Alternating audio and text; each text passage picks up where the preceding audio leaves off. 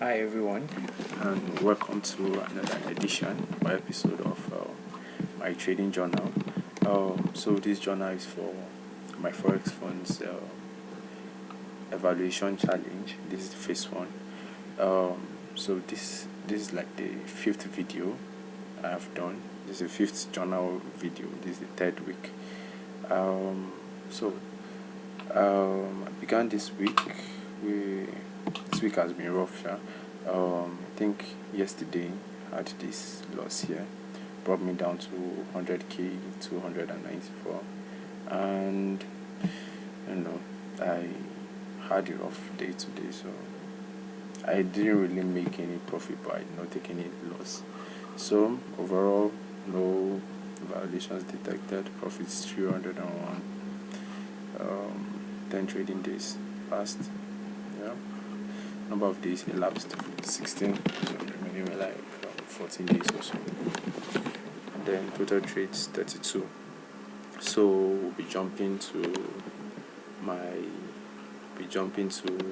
Excel to show you the trades I took, a few trades I took within yesterday and today, because I normally don't trade on Mondays. So let's do it. Okay, so we'll be starting from day 9. Day 9, which was Tuesday, yesterday. Trade number 25 to 27 was the same trade, just that I split them into different positions. It was a long, that was a buy position, and the confluence was a rejection demand zone. And then before the trade, psychology before the trade, I just wanted to give the trade a chance since it was like a 50-50, so I raised $500. So we'll be going to the charts to see the setup, and then I'll be explaining the confluence. So we had this whole demand zone here. I think this was on the 4-hour. So once I saw this rejection candle, I wanted to enter so I can get at least some pips to this point here and then exit, because this whole point here might still say rejection and then we still pump to the downside. But this demand actually was like a strong one, so I think price actually rejected here, but it actually took me out.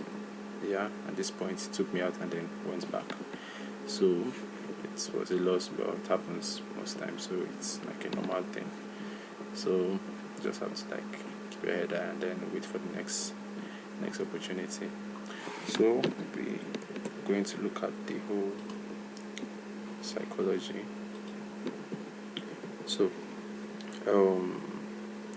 during the trade went to hit, I saw almost immediately, and then it was okay because I risked 50%, 0.5, sorry, 0.5. 0.5.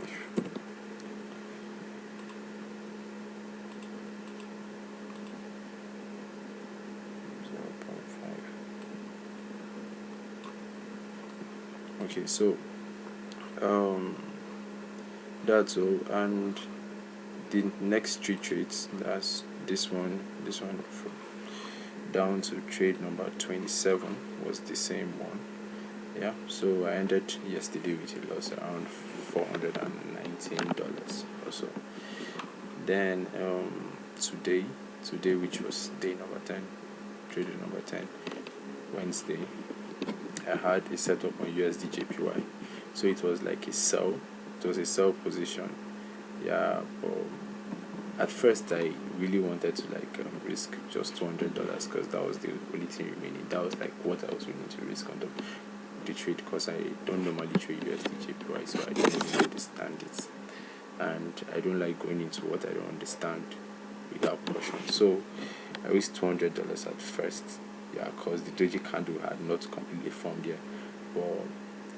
And then I the $200 that I risked was actually an order that I set, because instead of setting at structure, I set it at the 0.618. So it did not actually activate my order, so I entered it manually. Entered this first one manually, so I could not miss it. But after entering this first one, and then I saw the doji formation, the rejection, I was like, okay, I'm going to add I'm going to risk $500 on it. So I added 2 more positions. Yeah, I calculated it, and then I needed like 3.6 lot size to actually make it $500. So I added 2 more positions, but I think at this point I was risking close to $700 or so. So during the trade, I saw multiple rejections, and then I exited the trade, and then it went to hit TP. It was kind of sad, but let me show you. So here is it. So after this whole rejection candle, see, I placed my order. Let me see. That's on this stuff. So this was the trade here. We had this whole consolidation here, a manipulation, kind of manipulation, and then boom, we broke structure, we broke this place here. So normally we're supposed to get the retest and then another flush to the downside. So I set my order here. Clean this. I set my orders here at this fib level here, because I was expecting price to react from here instead of this structure here. So price actually, as you can see, the rejection candle here, price actually did not touch it. It did not pick my order. So I placed an order after this candle closed. Yeah, and then I added 2 more. So back.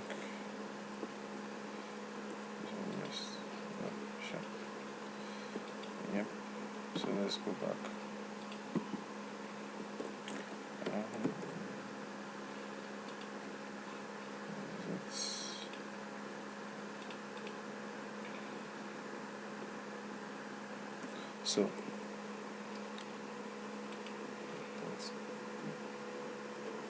So once the trade activated, once I entered the trades around here, you can see the first candle was a rejection, a bullish rejection candle.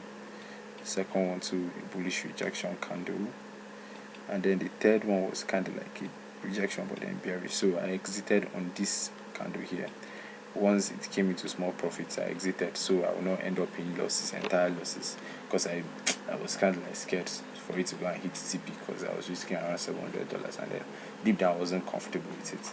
So I just exited the trade in small profits, and then boom, it went to hit TP. It actually went to hit TP down here or full stuff. So the whole thing was kind of sad, but it happens at times. So Monday down to Wednesday, really nothing, but I think the best part of it is that we're still above a 100k, so I still have like a fighting chance. So tomorrow we go again. I think there are a lot of news coming up during the Asian session. We have JPY news and then AD news, so I'll be watching out for them. I might stay awake for the whole Asian session to see if I can catch anything.